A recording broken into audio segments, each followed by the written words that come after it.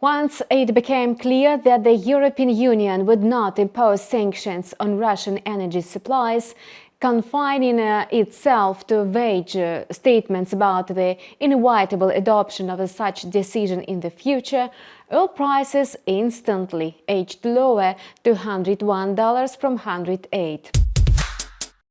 In addition, the commodity market is still trading under pressure from the epidemiological situation in China, which is getting worse. This could result in a noticeable softening in demand, primarily for oil. If things do not change in the near future, oil prices will most likely fall below $100 per barrel. Now let's take a look at the trading chart. A rebound from $110 per barrel returned to the psychologically important level of $100, where Brent crude oil faced slight stagnation. In this situation, it's worth considering two trading tactics. The first one implies a breakout strategy. The 100 mark may well limit the pair's downward movement, and the market will resume its bullish run.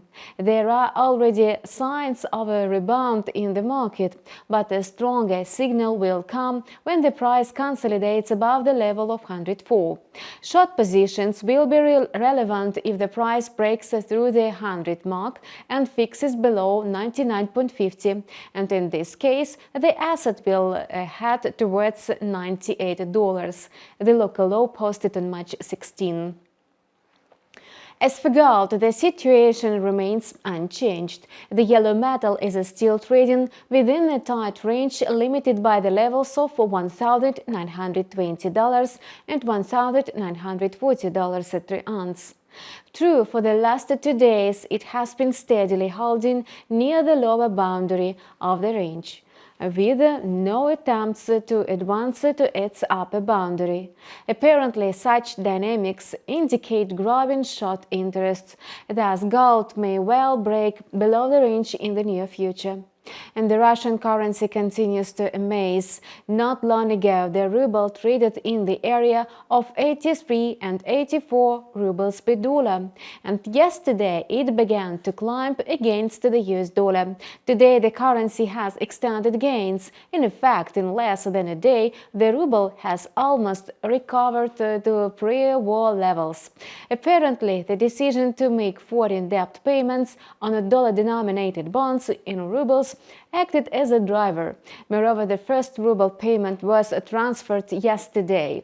Although Western countries expressed strong indignation and opposition to the step, no one dared to declare Russia's default on a sovereign debt, and this also supported the ruble.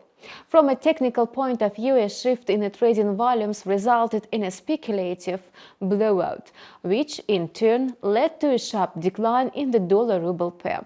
At the same time, experts noted that the market has gone into mild panic. Thus, it's impossible to say for sure that the downward cycle will continue. In other words, one should keep following the news flow, as it's still the main driving force behind the ruble exchange rate. And that's all for now. We continue to learn developments on financial markets. Subscribe to our channel and follow news with us. See you!